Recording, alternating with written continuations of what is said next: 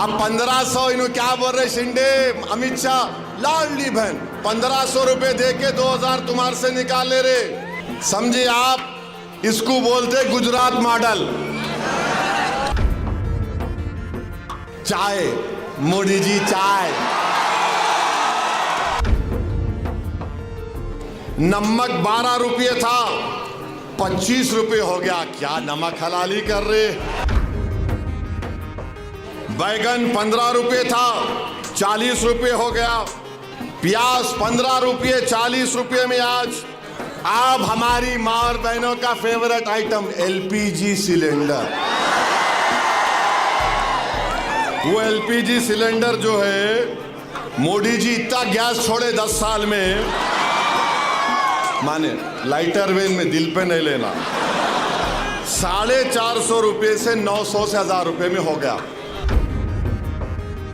मगर सबसे ज्यादा महंगा इन्फ्लेशन पूरे भारत में महाराष्ट्र में। मेरे अजीज दोस्तों और बुजुर्गों, मेरी आप तमाम से ये गुजारिश है कि ये जो विधानसभा के चुनाव हो रहे हैं, बहुत सी बातें हम सुन रहे हैं, बीजेपी की तरफ से बातें आ रही हैं। वजीर आजम कह रहे हैं कि एक हैं तो सेफ हैं। योगी कह रहे हैं कि कटेंगे तो बटेंगे।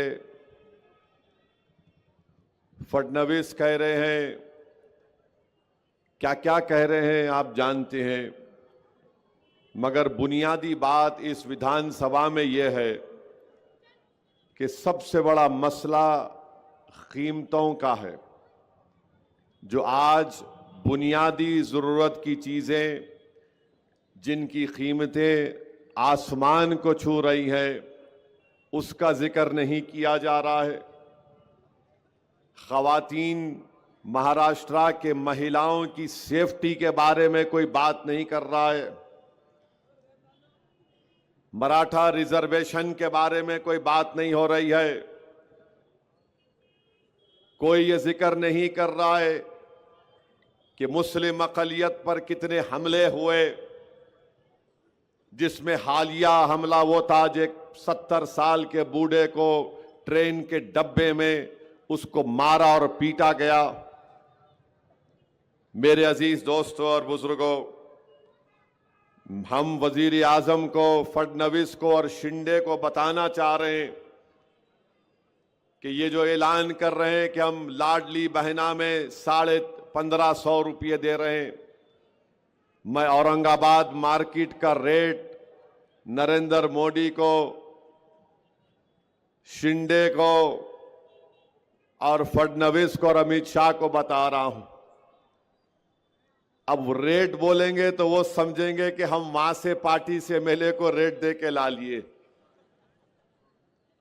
रेट ये है वजीर आजम, क्योंकि आप तो चाय बेचकर वजीर आजम बन गए।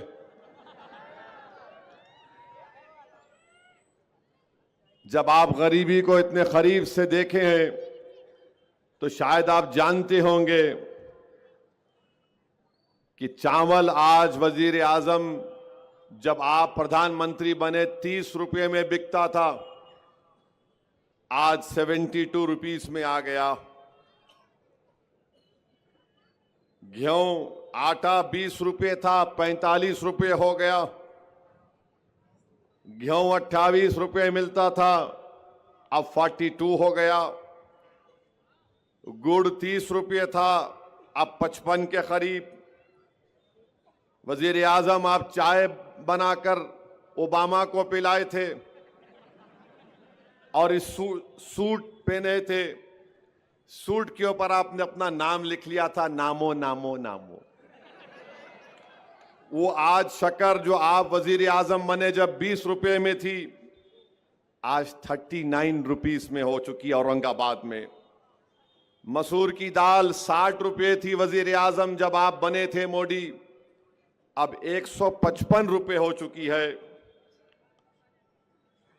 लाल मिर्ची 180 रुपये में थी, आज औरंगाबाद में 450 रुपये।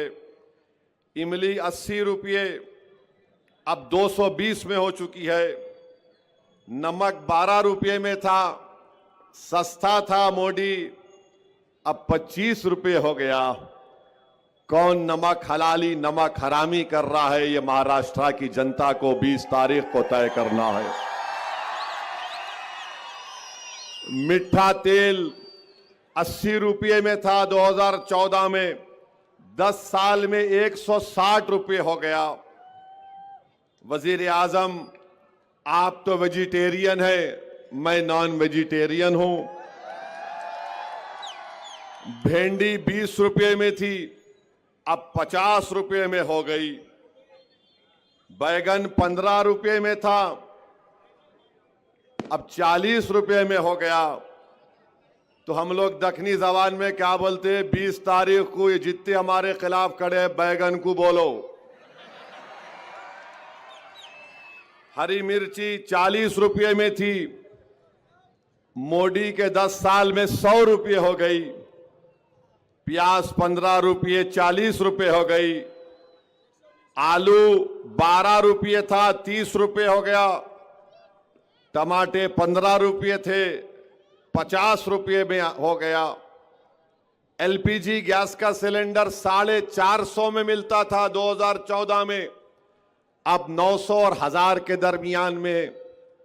पेट्रोल 55 रुपये 65 पैसे में औरंगाबाद में मिलता था 2014 में, अब कभी 105 तो कभी 110 रुपये में। डीजल 45 रुपये 50 पैसे में था 10 साल पहले, अब 90 और 100 रुपये के दरमियान में आ गया। अगर आप इसमें से 6-7 चीजों को निकाल लेंगे, पेट्रोल डीजल को छोड़ के, और सिलेंडर को मिला लेंगे, तो करीब एक गरीब के घर में खाली इन चीजों को खरीदने के लिए 1900 से 2000 रुपये निकल जा रहे हैं। और शिंदे, मोदी, अमित शाह, फडणवीस पुकार कर महाराष्ट्र के गरीबों का मजाक उड़ा रहे हैं। हम 1500 रुपये दे दिए, 1500 रुपये दे दिए। हम पूछना चाह रहे शिंदे से, फडणवीस से, मोदी से, अमित शाह से, चलो मैं भी देता हूं तुमको 1500 रुपये, तुम खाते क्या महीने में देखेंगे। चलो, गरीब की गुर्बत का मजाक उड़ा रही है बीजेपी।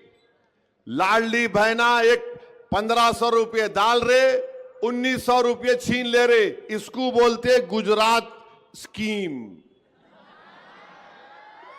इस पर कोई बात नहीं कर रहे। ये सावे भी नहीं बात कर रहे। तुम्हारे खिलाफ कौन है नासिर? ना जायसवाल बात कर रहे। हिंदू मुस्लिम, हिंदू मुस्लिम। वो बच्चों को सुलाते थे ना, बच्चों ने जुज्जू झक्का, मामू झक्का, सो जा प्यारे। जुज्जू झक्का, मामू झक्का, सो जा प्यारे। हिंदू मुस्लिम बसुत्ताई। ज्यादा बोले कि वो 1500 सदी में वो बादशाह था, उसके बारे में बोलो। अब मैं उसका जानशीन हूं। नहीं, वो ऐसा हुआ था।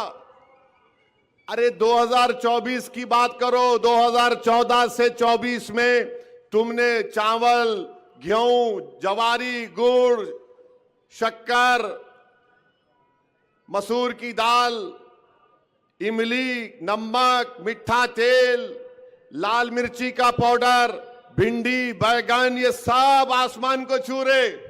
मगर इन्हों क्या करे औरंगाबाद में आके, हम नाम बदल दिए, नाम बदल दिए। अबे नाम बदल दिए तो सस्ता कहीं को नहीं हो रहा, फिर ये बोल। कुछ भी नहीं हो रहा। माने ये कर दिए, वो अरे क्या करे तुम। और 1500 रुपये दिए। शिंदे साहब आपके घर से नहीं दे रहे, ये महाराष्ट्र की जनता का पैसा है, किसी के बाप का खानदान का पैसा नहीं है। और आज मैं यहां से महाराष्ट्र के गरीबों को पैगाम दे रहा हूं, 1500 रुपये अगर मिले, 3000 भी मिले, लो इस्तेमाल करो, मगर जब 20 तारीख को गए जाएंगे तो पतंग के निशान पर बटन दबा दो आप इंशाअल्लाह ताला। औरंगाबाद में 6 दिन में एक मर्तबा पानी, 8 दिन में एक मर्तबा पानी, पानी पानी को तरसा दिए। रोड नहीं है, मोरी नहीं है, काम नहीं होता। यहां पर औरंगाबाद के लिए टेक्सटाइल पार्क मंजूर हुआ, 2023 में अमरावती को लेकर चले गए। इस डिवीजन में 2026 के 6 महीने में 250 किसान खुदकशी कर लिए, मगर मोदी की जबान पे कुछ नहीं आता। और फिर बोलते मोदी है तो मुमकिन है। मैं गरीब परिवार से आया, मैं चाय बेचकर आया। अरे तुम क्या क्या बोलते, ये तो बताओ फिर ये महंगाई के लिए क्या कर रहे हो? तो बोले हमारे को जिता दो, हम 1500 की जगह 2000 कर देते। अरे तमाशा है, हारून का खजाना निकला क्या महाराष्ट्र में बांटते जाएंगे? सो मेरे भाई इस पर कोई बात नहीं करते। अब आपको बता रहा हूं, महाराष्ट्र में पूरा लिख के लाया आज।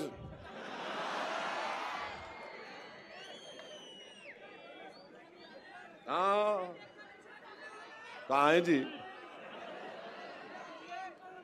महाराष्ट्र में नहीं, फोन में है,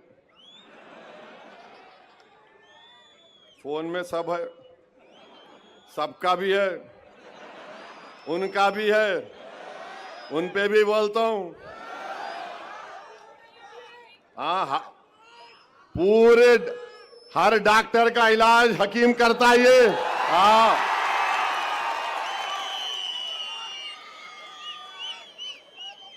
अब आप सुनो, महाराष्ट्र में 2022 में 2904 महिलाओं का रेप हुआ। बोलो मोदी, 2904 महिलाओं का रेप हुआ। महाराष्ट्र में महिलाओं का, खवातीन का किडनैप कितना हुआ? 12,260। मुल्क में सेकंड नंबर पर महाराष्ट्र में महिलाओं का किडनैप हुआ 2022 में। उत्तर प्रदेश में जो काटेंगे कटेंगे कटेंगे बोले ना, वो उत्तर प्रदेश में 16,260 महिलाओं का किडनैप हुआ। मरीनू क्या बोल रहे? बटेंगे तो कटेंगे। अबे औरतों को उठा के किडनैप करके लेके जा रहे। महाराष्ट्र में 12,260 महिलाओं का किडनैप हुआ। असॉल्ट हमले कितने हुए महाराष्ट्र में? Intent to outrage her modesty 11,512 Maharashtra में। और फिर आप देखते जाइए, इतना बड़ा महिलाओं का, खवातीन पे हमले हो रहे और इन्हों बात नहीं करते। मोदी औरंगाबाद को आए, यहां पर कल भाषण दिए। मैं मीडिया के दोस्तों से पूछा, क्या मोदी मराठा आरक्षण की बात करे? नहीं करे, बिल्कुल। भाइयों बहनों, आरक्षण के नाम पे काटा जा रहा है। अरे काटा नहीं जा रहा है। तुम बोले थे मराठाओं को रिजर्वेशन दूंगा मैं। एक लफ्ज मराठा रिजर्वेशन के बारे में वजीर आजम ने यहां पर नहीं कहा। हम आपके सामने कह रहे हैं, इम्तियाज जलील इंशाअल्लाह ताला, नासिर सिद्दीकी इंशाअल्लाह ताला जब यहां के नए आमदार मुंतखब होंगे, अल्लाह के फजलो करम से, आपकी दुआओं से, अहले दिल की दुआओं से, तो यकीनन महाराष्ट्र की विधानसभा को और भी जो मंजलिस के विधायक जीतेंगे, महाराष्ट्र के असेंबली के दरो दीवार को हिला के रख देंगे कि मराठाओं को उनका जायज हक मिलना चाहिए और उनको आरक्षण मिलना चाहिए। किसमें मिलना चाहिए? 50% के अंदर मिलना चाहिए। ये मैं बात कह रहा हूं। आज तो इम्तियाज जलील साहब एफिडेविट भी बना लिए हैं और उसको जरांगे पाटिल को भिजाएंगे। ये मजलिस-ए इत्तेहादुल मुस्लिमीन का कमिटमेंट है। मेरे अजीज दोस्तों और बुजुर्गों, मैं एक और बात आपके सामने अर्ज करना चाह रहा हूं। इस मुक़द्दस शहर में आपने मजलिस इत्तेहादुल मुस्लिमीन को मजबूत किया, आपने इसकी बुनियादों को डाला, आपने एक आलीशान इत्तेहाद और सियासी शऊर, अपनी ताकत की एक इमारत को तामीर करना आपने यहां पर शुरू किया। मेरी आपसे गुजारिश ये है कि आप अपनी इस इमारत को गिरने मत दीजिए, आप अपनी इस इमारत के काम को मुकम्मल करिए। जो ताकतें आज हमारे दरमियान में आकर जो जिस इमारत के लिए आपने अपने आंसुओं को, अपने खून को इस्तेमाल किया, ये हम अपने आने वाली नस्लों के ख्वाबों को पूरा करने के लिए एक तामीर खड़ा कर, एक इमारत खड़ा कर रहे हैं। आज जो ताकतें आकर मजलिस के इस बढ़ते हुए कदमों को रोकना चाहते हैं, मैं आपको उनसे बाखबर कर रहा हूं। पार्लियामेंट का इलेक्शन आया, पूरे महाराष्ट्र में 48 लोकसभा की सीटें एक अल्पसंख्यक समाज का मुसलमान 20 साल के बाद 2019 में जीता। तो ये नाम निहाद सेकुलर पार्टी, ये खुलम खुला जो फिरका परस्ती बीजेपी, आरएसएस और शिंदे करते हैं, ये सब मिल गए और मिलकर बोले कि कोई भी कहां पर जीतता उसकी परवाह नहीं, मगर औरंगाबाद से इम्तियाज जलील को कामयाब होने नहीं देंगे। और हुआ वही, ये सब मिलकर एक होकर इम्तियाज जलील की कामयाबी को रोक दिए। मेरे भाई, मैं फिर से कह रहा हूं, बार बार कह रहा हूं कि इम्तियाज जलील कामयाब नहीं हुए, यकीनन इसमें आपका नुकसान हुआ, महाराष्ट्र के मजलूम अवाम का नुकसान हुआ, इस मुकद्दस और तारीखी शहर के बाशिंदों का नुकसान हुआ, बल्कि भारत के उन गरीब 13.5 करोड़ अल्पसंख्यक समाज का, दलितों का नुकसान हुआ, जो बड़ी उम्मीद की निगाहों से इम्तियाज जलील को देख रहे थे कि पहले मर्तबा का रुकने पार्लियामान है और किस बेबाकी के साथ भारत की सबसे बड़ी पंचायत में खड़े होकर अवाम के मसाइल को उठाता है, वो आज तड़प रहे हैं। आपको अंदाजा नहीं है कि चाहे उत्तर प्रदेश हो, बिहार हो, लोग जब कभी मुझे एयरपोर्ट पर या रेलवे स्टेशन पर या कहीं मिल जाते, मुझसे एक ही बात की शिकायत करते, असद साहब, इम्तियाज साहब कैसे हार गए। सब यही बोलते, असद साहब, इम्तियाज साहब कैसे हार गए।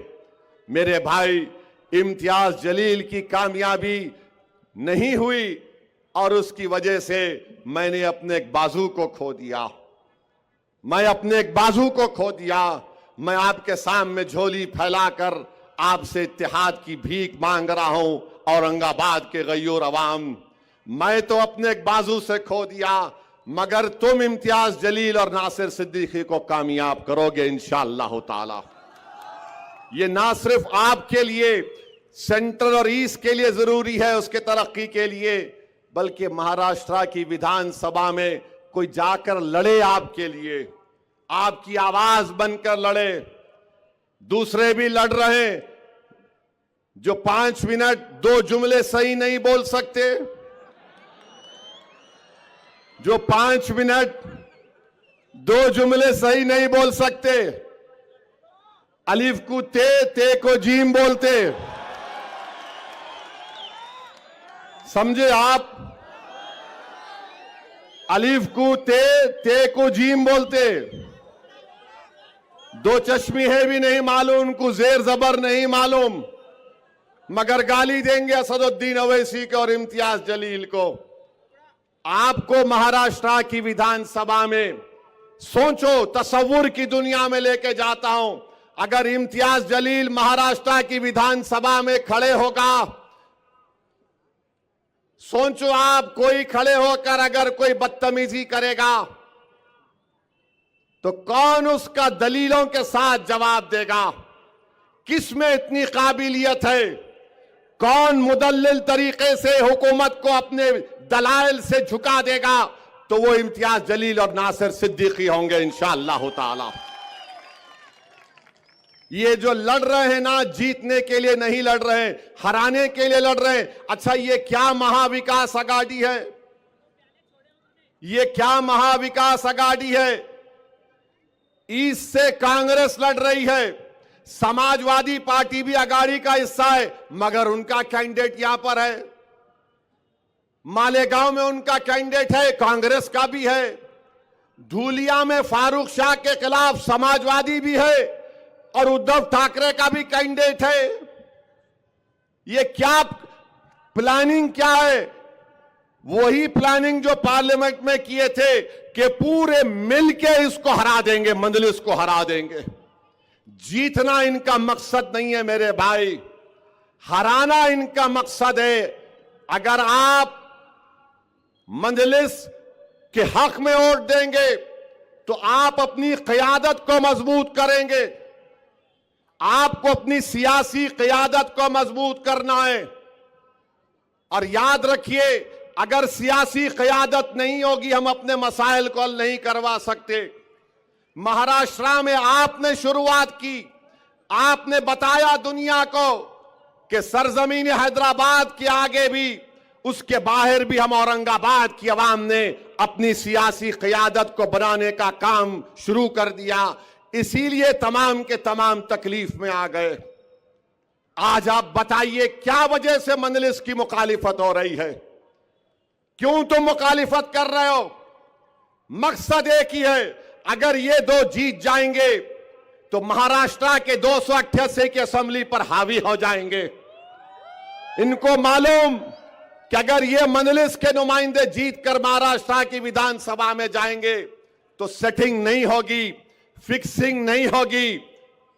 ये इम्तियाज जलील और मंजलिस की दुश्मनी की वजह यह भी है क्योंकि आपने पूरी दुनिया में एक मुनफरिद मुकाम पैदा किया। एक नापाक शख्स ने रहमतुल आलमीन सल्लल्लाहु अलैहि वसल्लम की शान में गुस्ताखी करने की कोशिश की तो महाराष्ट्र से कहीं एहतजाज की आवाज नहीं उठी। अगर आवाज उठी तो औरंगाबाद से उठी। औरंगाबाद के एक एक फर्द को सलाम, औरंगाबाद के गयूर उलमाओं को सलाम, औरंगाबाद के उन माओं को सलाम जिन्होंने ऐसे जियालों को पैदा किया, जिसने भारत को बता दिया कि अगर कोई कमली वाले पर बकवास बकेगा तो हम अपनी गुलामी का सबूत देंगे। और आपने एहतजाज का परचम बुलंद किया।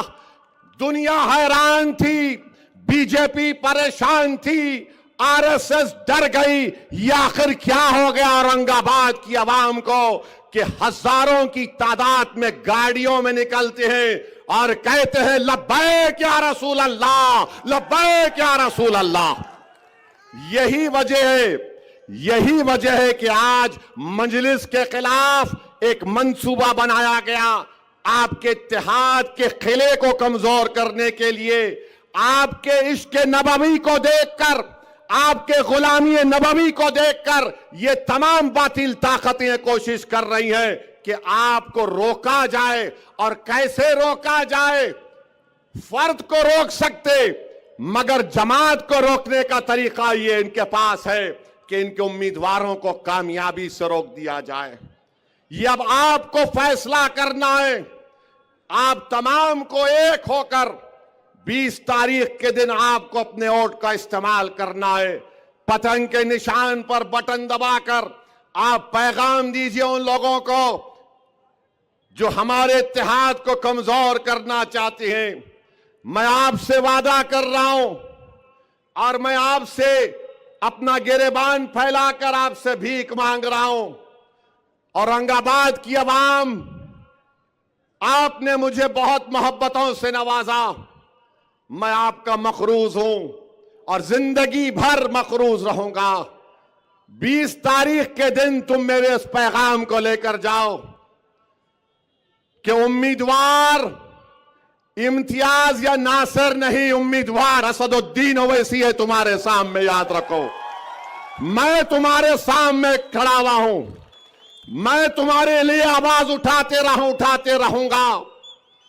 मैं तुम्हारी आवाज था, हूं और रहूंगा। उम्मीदवार इम्तियाज नहीं है, उम्मीदवार नासिर सिद्दीकी नहीं है, उम्मीदवार औरंगाबाद से असदुद्दीन ओवैसी है। तो आज असदुद्दीन के नाम पर आपको पतंग कर बटन दबाना पड़ेगा, इम्तियाज नासिर के नाम पर नहीं। मैं अपने आप को तुम्हारे सामने पेश कर रहा हूं। मैं ईस्ट की जनता से वादा कर रहा हूं कि दारुस्सलाम की तरह इंशाअल्लाह ताला मैं वहां पर एक दफ्तर कायम करूंगा। ईस्ट औरंगाबाद में दफ्तर कायम करेंगे। जिस तरह हैदराबाद के दारुस्सलाम में काम होता है, उस तरह ईस्ट में इंशाअल्लाह ताला काम होगा। मैं आपसे वादा कर रहा हूं कि अस्पताल बनाना मेरी एक नीयत भी और ख्वाब भी है, मगर इंशाअल्लाह ताला मैं आपसे वादा कर रहा हूं ईस्ट औरंगाबाद की जनता से कि साल में कम से कम 5 से 6 मरतबा इंशाअल्लाह ओवैसी हॉस्पिटल के पूरे हर शोबे के डॉक्टरों को लाकर 2 दिन का मेडिकल कैंप साल में 6 मरतबा ईस्ट के उन तमाम स्लम इलाकों में मैं लगाऊंगा। हिंदू मुसलमान दलित नहीं देखेंगे। तीसरा, मैं आपसे वादा कर रहा हूं और यहां पर मंजलिस के कॉरपोरेटरों से कह रहा हूं, अगर कोई आराम से अपने तकिए पर बैठ के सो रहा है कि नहीं नहीं मैं ही लड़ूंगा, नहीं प्यारे, दौड़ना पड़ेगा, मेहनत करना पड़ेगा। अगर तुम जमात के लिए कामयाब करोगे नासिर को, इम्तियाज को, अब जबकि मैं खुद अपने आप को पेश कर दिया हूं, तो तमाम कॉरपोरेटर से कह रहा हूं तुम मेहनत करो। तुम्हारे को ये अवाम मुझसे आकर कहेगी कि साहब इसको टिकट दो। अगर आप मेहनत नहीं करेंगे तो मैं माजरत चाहता हूं, शिकायत का मौका आप मत दो। मैं इन कॉरपोरेटर से भी कह रहा हूं भागो, दौड़ो, क्योंकि अगर आपको कॉरपोरेटर बनना है और जिस किसी को भी बनना है, आप मेहनत करो, इंशाअल्लाह ताला जरूर अल्लाह उसका अजर आपको देगा। चौथी बात मैं आपको बता रहा हूं कि हमारी कोशिश होगी कि यहां पर ये मासूम बच्चे जो हैं, खवातीन जो हैं, उनके लिए एक ट्रेनिंग सेंटर खास तौर से बनाया जाएगा, जहां पर उनको अच्छी अच्छी चीजें सिखाने की हम कोशिश करेंगे। ये 4-5 चीजों का मैं ऐलान कर रहा हूं, मगर 20 तारीख को आप याद रखो कि अब आपके सामने इम्तियाज का चेहरा नहीं, आपके सामने नासिर का चेहरा नहीं, आपके सामने असदुद्दीन है। असदुद्दीन के नाम पे आपको वोट देना है। आप लाज रख लो इस जमात की। मेरे भाई, आप बताओ, जिसको 2-2 मरतबा टिकट हमने दिया, आज वो शख्स कहता है कि मजलिस ऐसी है, मजलिस वैसी है। अरे मैं तुमसे कह रहा हूं, मैं तुमसे कह रहा हूं, अंजुमन इशाअत तालीम की बुनियाद औरंगाबाद के दानिश्वर इज्जतदार लोगों ने रखी थी। जरा इस पर भी गौर कर लो। तुम्हारे इदारों में जो गरीब टीचरों का इस्तेसाल हो रहा है, जरा रोक लो उसको, रोक लो उसको। और तीसरी बात, जो सावे से तुमको गुलाब जामुन, लड्डू, नान खलिया वेजिटेरियन भी आ रहा, तो बाज हमारे नौजवान गपागप ले रहे हैं। लो, मगर 20 तारीख को आसमानों पर पतंगी पिलाना मेरे भाई, पतंगी पिलाना। अरे ये कोई आकर मुझे कह दिया मैं 70 साल का हो गया, मेरे को 1 मरतबा टिकट दे दो। मैं बोला भाई ये कौन सा नया कानून है कि 70 साल का हो गए दे दो? तो कल एक बच्चा बोलेगा मैं 25 साल का हुआ, जवान हुआ, दे दो। सवाल इसका है कि आपको 2 मरतबा दिया गया था। मैं यकीनन सोच रहा था, मगर आपने वर्किंग प्रेसिडेंट होते हुए आपने अपने रियासत के सदर की तौहीन की। आपने क्या क्या बक दिया, अनाब शनाब आपने बक दिया। मैं तहकीक किया पार्लियामेंट के इलेक्शन में किस इदारे के टीचरों को कहा गया था कि इम्तियाज कोर्ट मत दो?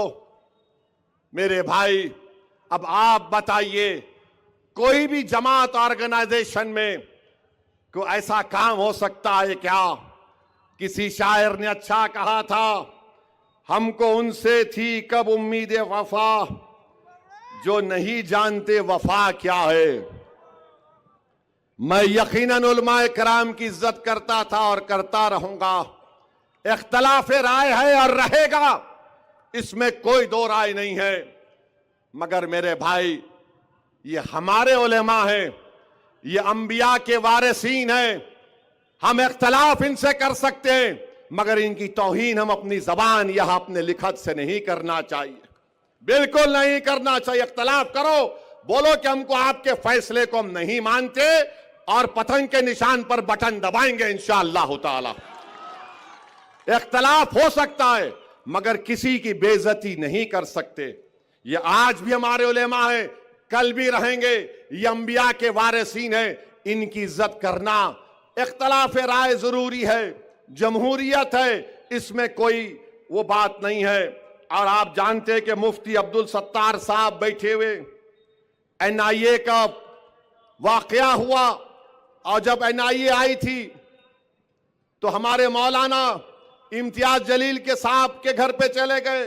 इम्तियाज जलील और नासिर सिद्दीकी और हमारे मुतालिका कॉरपोरेटर ने मुफ्ती अब्दुल सत्तार साहब का बड़ा साथ दिया। मेरे अजीज दोस्तों और बुजुर्गों, मैं इतना ही कहना चाह रहा हूं कि अपनी क़यादत को मजबूत करो। कितना टाइम हो? नहीं, 7 मिनट है, 7 मिनट बहुत है।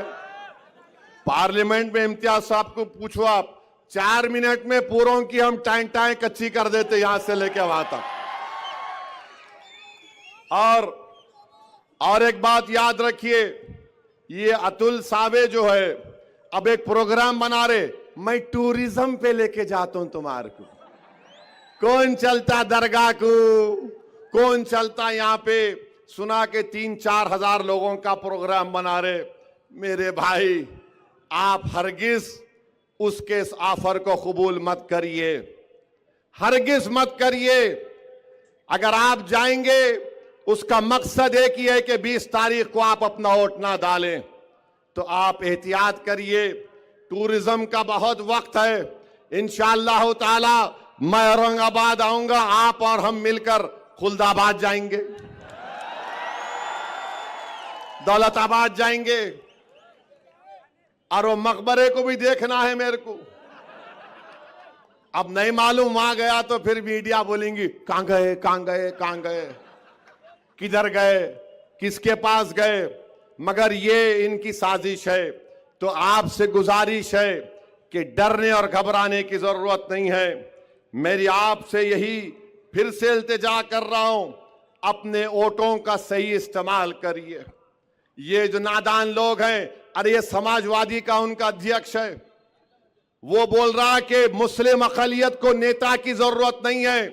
जो मुस्लिम अक़लियत अपने नेता की बात करेगा, उसको पाकिस्तान जाना है। अबे तू जा पाकिस्तान को, जाके मिल उससे। हमको बोल रहा पाकिस्तान चले जाओ। अरे समाजवादी वाले वहां बोलते तू पाकिस्तान चले जा, ये बीजेपी वाले बोलते तू वहां चले जा। अरे बाबा, तुमला क्या बांट लिए? तू पाकिस्तान चले जा। नहीं जाते, क्या करता तू बोल? नहीं जाते, क्या उखाड़ता बोल? अब यहां सरजमीन में पैदा हुए, तुम्हारे आंखों में आंखें डालकर मोदी से मुकाबला कर रहे हैं जमहूरी तरीके से। तुम क्या कर सकते? गोली चला सकते, ना चलाओ गोली। मैं मरने तैयार हूं, मुझ पर कई हमले हो चुके हैं, मगर याद रखो औरंगाबाद की आवाम, मैं तुमको जज्बात में लाने के लिए नहीं कह रहा हूं। मेरी नीयत यही है कि जब मैं इस दुनिया से चले जाऊं, मेरा जिस्म तुम्हारी सरजमीन में अंदर चला जाए। बस मेरी एक ही ख्वाहिश है। मुझे औरंगाबाद से इतनी मोहब्बत है, अल्लाह जानता है मुझे औरंगाबाद से कितनी मोहब्बत है। अल्लाह ही जानता है कि मैं जो कुछ अल्फाज बोल रहा हूं, वो पूरी जिम्मेदारी के साथ बोल रहा हूं। बल्कि मैंने अपने अफराद खानदान के सामने भी यह बात रखा तो मेरे अफराद खानदान के लोग बहुत नाराज हुए। क्या बक रहे हो, दीवानी बात मत करो। मेरे घर वालों तक बोल दिया मैं कि मेरी नीयत यह है कि मैं अगर वतन अजीज में अल्लाह मुझे अपने पास बुला लेता है तो मुझे औरंगाबाद की एक छोटी सी जमीन में किसी पर जगह में दफना दो। बस मेरी नीयत यही है। मैं आपसे इतना मोहब्बत करता हूं। 20 तारीख को ये दोनों उम्मीदवार नहीं है, ये आपका भाई उम्मीदवार है, ये आपका बेटा उम्मीदवार है। आप मेरी लाज रख लो, और मेरी लाज इसलिए रख लो, मेरी नफ्स के लिए नहीं, अपने इत्तेहाद के लिए, अपनी शनाख्त के लिए, अपने मासूम बच्चों के मुस्तकबिल के लिए। याद रखो, याद रखो, मैं जिंदा रहूं या ना रहूं, मगर मेरे अल्फाज को नोट करके रख लो। भारत में मुस्लिम अक़लियत की जब तक सियासी लीडरशिप नहीं होगी, हम अपने मसाइल को हल नहीं कर सकते। अरे मौलाना अबुल कलाम आजाद की शेरवानी फाड़ दी गई थी कोलकाता में, मौलाना हिफ्जुर रहमान पर हमला किया गया था। असदुद्दीन ओवैसी क्या चीज है। मेरे अजीज दोस्तों और बुजुर्गों, आने वाले 40 साल को नजर रखो।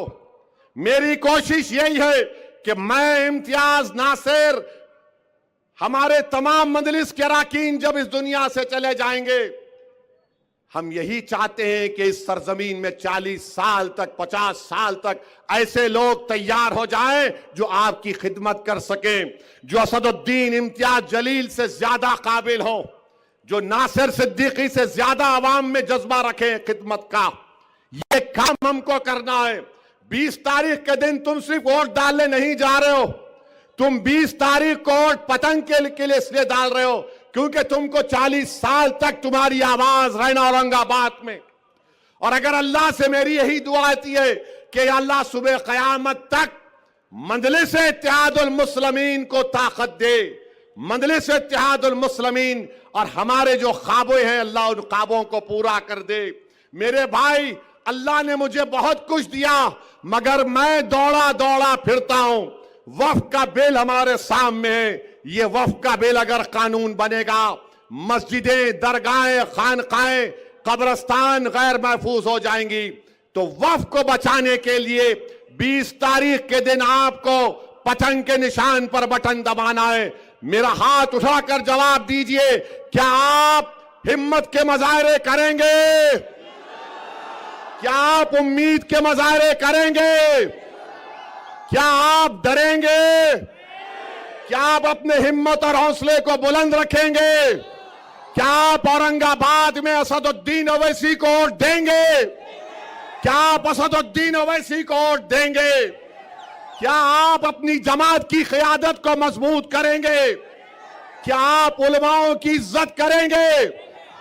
याद रखो नौजवानों, बुजुर्गों, मेरी इज्जतदार माँ और बहनों, ये लड़ाई 50 साल के लिए है, ये सिर्फ एक चुनाव की नहीं है। तो 20 तारीख के दिन आसमानों में क्या नजर आएगा? गलियों से क्या आवाज आएगी? घर से क्या आवाज आएगी? दिल क्या पुकारेगा? दिमाग और जिस्म क्या कहेगा? और हम क्या करेंगे? पतंग पतंग पतंग पतंग। आप तमाम से ही गुजारिश है, एक एक वोट को इस्तेमाल करिए, बीजेपी को जवाब दीजिए। ये लोग इस मुल्क और देश को बर्बाद करना चाहते हैं। इत्तेहाद से अपने शहर को बचाइए, हिंदू मुस्लिम इत्तेहाद को मजबूत करिए, दलितों के इंसाफ के लिए लड़ना है। शुक्रिया, खुदा हाफिज, सलाम अलैकुम। मजलिस इत्तेहादुल मुस्लिमीन, पतंग को औरंगाबाद जिंदाबाद। डर रहे, जोर से बोलो, औरंगाबाद।